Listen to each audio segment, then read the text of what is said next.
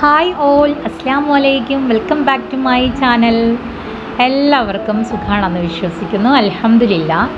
വലിയൊരു സന്തോഷത്തിൻ്റെ ചെറിയൊരു നിമിഷം നിങ്ങളിലേക്ക് പങ്കുവയ്ക്കാനാണ് ഇന്നത്തെ ഈ ഒരു വ്ളോഗ് കേട്ടോ. അപ്പോൾ കുറച്ച് ദിവസമായിട്ട് നമ്മൾ വീഡിയോസൊന്നും പോസ്റ്റ് ചെയ്തിട്ടുണ്ടായിരുന്നില്ല. കുറേ തിരക്കുകളൊക്കെ ആയതുകൊണ്ട് തന്നെ നമുക്ക് കൃത്യമായൊരു ടൈമിങ്ങിൽ വീഡിയോ ഒന്നും പോസ്റ്റ് ചെയ്യാനായിട്ട് സാധിച്ചിട്ടുണ്ടായിരുന്നില്ല. സോ അതുകൊണ്ടാണ് കുറച്ച് ദിവസങ്ങൾ, ഒരു 3-4 ദിവസങ്ങൾക്ക് ശേഷമുള്ള കുറച്ച് വിശേഷമാണ് ഇന്ന് നിങ്ങളിലേക്ക് ഷെയർ ചെയ്യുന്നത് കേട്ടോ. അപ്പോൾ ഒരു ഹോസ്പിറ്റൽ ഇത് കാണുമ്പോൾ തന്നെ നിങ്ങൾക്ക് മനസ്സിലായിട്ടുണ്ടായിരിക്കും. ഒരു ചെറിയൊരു കാത്തിരിപ്പാണെങ്കിലും അത് വലിയൊരു സന്തോഷത്തിൻ്റെ ഭാഗമാകുന്നു എന്നുള്ളതിൽ ഒരുപാട് എല്ലാവരും ഭയങ്കര ഹാപ്പി ആയിട്ടാണ് ഇരിക്കുന്നത്. ഏകദേശം ഒരു 3 മണിയോട് അടുത്ത ഒരു ടൈമിങ്ങിലാണ് നമ്മുടെ കുടുംബത്തിൽ ഒരു ആൺകുട്ടിയാണ് ജനിച്ചിട്ടുള്ളത്. എൻ്റെ ബ്രദറിൻ്റെ ഒരു വിശേഷമാണ് കേട്ടോ. അപ്പോൾ ഞങ്ങളെല്ലാവരും ഹോസ്പിറ്റലിലുണ്ട്. ഈ ഒരു ടൈമിൽ കുട്ടികളൊക്കെ സ്കൂൾ കഴിഞ്ഞതിന് ശേഷമാണ് കുട്ടികളൊക്കെ ഹോസ്പിറ്റലിലേക്ക് കൊണ്ടുവന്നിട്ടുണ്ടായിരുന്നത്. അപ്പോൾ കുഞ്ഞു വാവേനെ കാണാനുള്ള ഒരു എക്സൈറ്റ്മെൻറ്റിലാണ് എല്ലാവരും.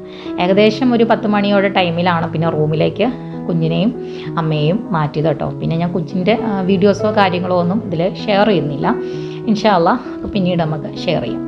ഓക്കെ, അപ്പോൾ അതിൻ്റെ വലിയൊരു സന്തോഷം, അത്രയും വലിയൊരു സന്തോഷം, അത്രയും വലിയൊരു പ്രാർത്ഥനയായിരുന്നു.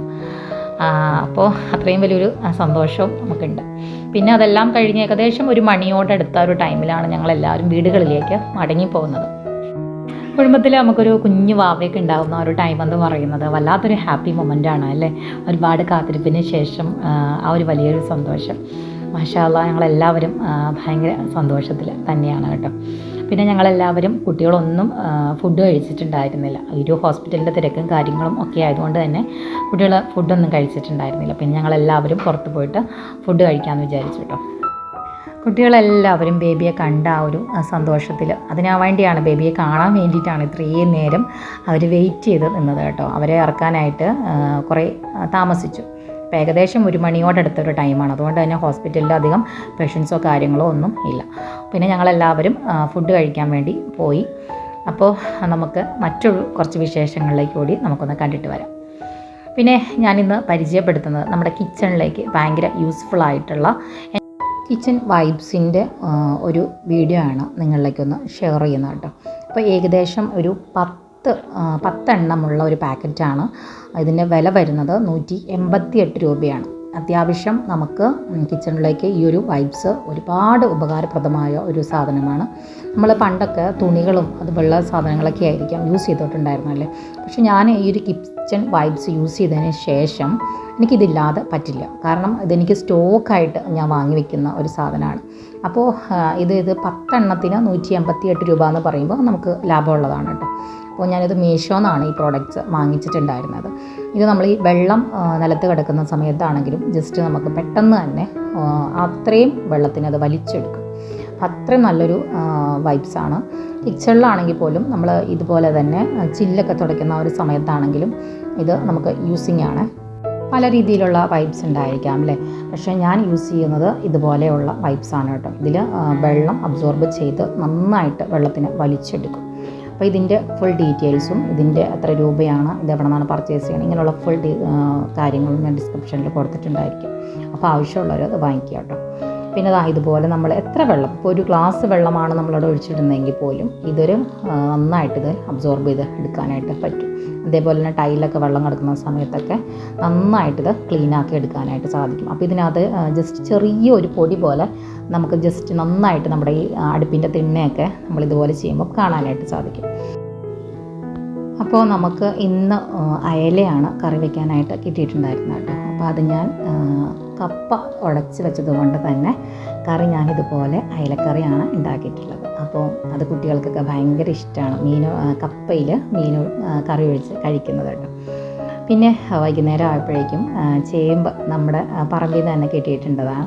അപ്പോൾ ഒരു ചേമ്പ് ഇതുപോലെ കിട്ടി. ഇത് കുട്ടികൾക്ക് ഇവിടെ കഴിക്കാനായിട്ട് വലിയ താല്പര്യമൊന്നുമില്ല, പക്ഷേ എനിക്കത് ഭയങ്കര ഇഷ്ടമാണ് കേട്ടോ, ചേമ്പ് പുഴുങ്ങിയത്. അപ്പോൾ അതുകൊണ്ട് തന്നെ ഞാൻ ആ ചേമ്പൊക്കെ ഒന്ന് പുഴുകിയെടുക്കാമെന്ന് വിചാരിച്ചു. അപ്പോൾ നമ്മുടെ പറമ്പിൽ തന്നെ ഇതുപോലെയൊക്കെ ഉണ്ടാവുക, അത് കഴിക്കുക, അതൊക്കെ ഒരു സന്തോഷമല്ലേ. നമുക്കതിൻ്റെ എന്താ പറയുക, ഇതൊക്കെ കിട്ടാത്തവർക്കാണ് ഇതിൻ്റെ ഒരു പ്രാധാന്യം അറിയുള്ളൂ. പിന്നെ കുട്ടികൾക്കൊന്നും ഇതിൻ്റെ ഇതൊന്നും പറഞ്ഞു കഴിഞ്ഞാൽ മനസ്സിലാവില്ല. ഇത് പണ്ടൊക്കെ നമ്മളിതുപോലെ പുഴുങ്ങി കഴിക്കുന്നു.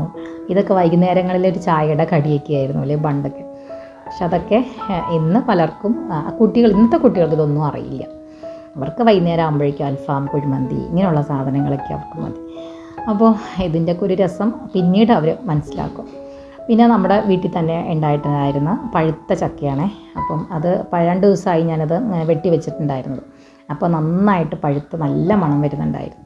എങ്കിൽ പിന്നെ അത് നമുക്കൊന്ന് ഇതുപോലെ മുറിച്ചെടുക്കാമെന്ന് വിചാരിച്ചു. നൊമ്പരപ്പെടുത്തുന്ന ഓരോ വാർത്തകളും നമുക്ക് ചിന്തിക്കാനായിട്ട് ഒരുപാട് കാര്യങ്ങളെയാണ് സമ്മാനിക്കുന്നത്. തിരിച്ചറിവുകളോടെ നമ്മളുടെ കുടുംബത്തിൽ പോലും ജാഗ്രതയോടെ ജീവിക്കേണ്ട ഒരു കാലഘട്ടം.